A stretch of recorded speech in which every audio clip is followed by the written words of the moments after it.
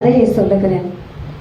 ஒரு தோட்டத்துல ஒரு எலி வலை வைத்திருந்தது. பக்கத்திலேயே ஒரு சின்ன குட்டை இருந்துதான். குட்டைன்னா தெரியுங்களா? ஒரு சின்ன bond. there was a pond near that field. அப்போ இந்த பெருச்செலி எப்பவுமே இந்த தவளையோட கூட ஃப்ரெண்ட்ஷிப் வச்சுக்கிச்சான். தவளைக்கும் பெருச்செலிக்கும் ஒத்து போகுமா? போகாது. ஆனாலும் கூட இந்த தவளைக்கு இந்த தவளையோட கூட என்ன பண்ணிடுச்சு, இது ஃப்ரெண்ட்ஷிப் வச்சுக்கிச்சு. ஆனா ஃப்ரெண்ட்ஷிப் வச்சுக்கிறதுக்கு ஒரு காரணம் இருக்கு. ஏன் தெரியுங்களா?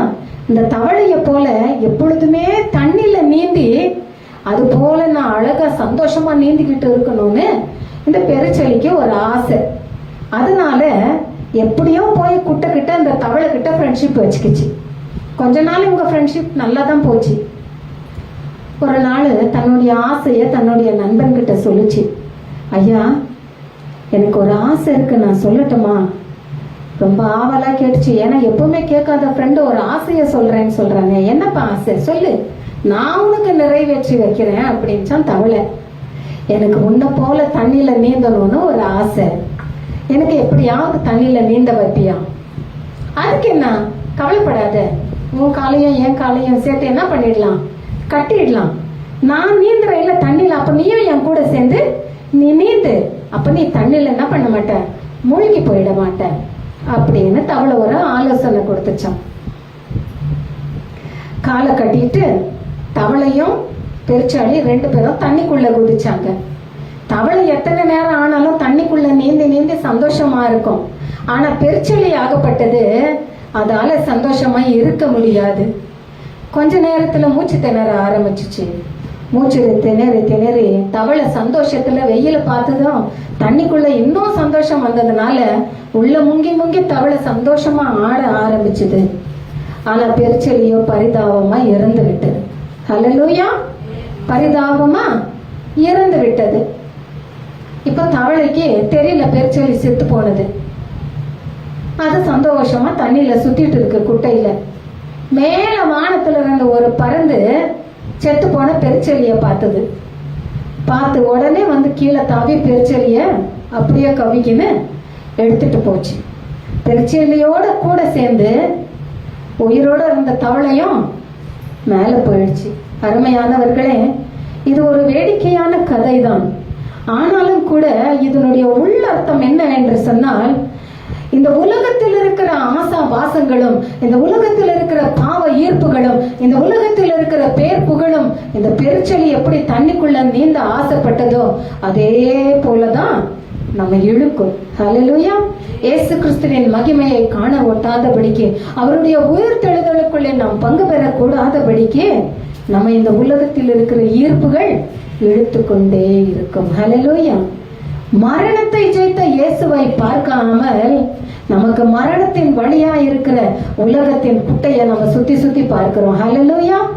மேல பாக்குறதுல தவளையோட கூட சேர்ந்து குட்டைய சுத்தி பார்க்கணுங்கிறது தான் நமக்கு ஆசை. ஆனா இயேசு என்ன சொன்னாரு? ஒருவன் என் விசுவாசத்தோட மரித்தாலும் அவன் உயிரோடு எழுவான். எல்லாருக்கும் நீங்க நினைச்சுக்காதீங்க எல்லாரும் மரிச்சா உயிர் தெழுறாங்கன்னு. உயிர் தெழும்போது ரெண்டு காரியங்கள் இருக்கு. ஒன்று, இந்த பெருச்செலியை போல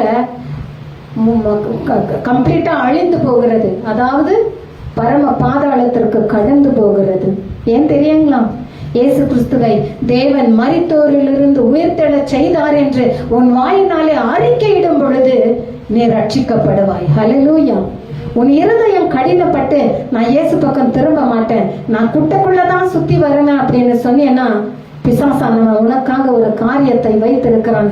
அந்த பருந்தை போல அவன் கொல்லவும் அழிக்கவும் ஆத்துமாவை நிர்மூலமாக்குவதற்காகவே உனக்குள்ள சுற்றி திரிகிற தவளைகளை அவன் வைத்திருக்கிறான். ஹல்லேலூயா! உயிர் தெழுந்த இயேசு கிறிஸ்துவினுடைய வல்லமை நமக்குள்ளே இந்த நேரத்துல கிரியை செய்யட்டும். நான் ரொம்ப பெரிய பிரசங்கெல்லாம் பண்ணிட்டு போல, ஒரு சின்ன காரியம்தான், அவ்வளவுதான். இயேசு கிறிஸ்துவினுடைய உயிர் தெழுதல் நமக்குள்ள எப்படி கிரியை செய்யணும். அவர் உயிரோடு எழுந்தபடியினாலே அவர் நம்மையும் உயிர் தெழ செய்வார். ஹல்லேலூயா! இயேசு கிறிஸ்து உயிர் தெழுவதற்கு முன்பதாகவே மரித்தோர்களை உயிரோட எழுப்பினார். மரியாள் சொன்னால், ஐயோ நாறுதையா திறக்காதீங்க. இயேசு சொன்னார், விசுவாசமாயிருமா? பதறாத. நீ விசுவாசிக்கும் பொழுதுதான் தேவனுடைய மகிமையை காண்பாய். கல்லை புரட்டுனாங்க. கல்லை புரட்டி போட்டுட்டு வசனத்தை வாசிக்கும் பொழுது நம்ம என்ன பண்ணணும்? தெளிவா வாசிக்கணும். இயேசு அந்த கல்லறை கிட்ட நின்று என்ன சொல்றாரு? லாசருவே வெளியே வா, வெளியே வா என்று சொன்ன உடனே பாருங்க,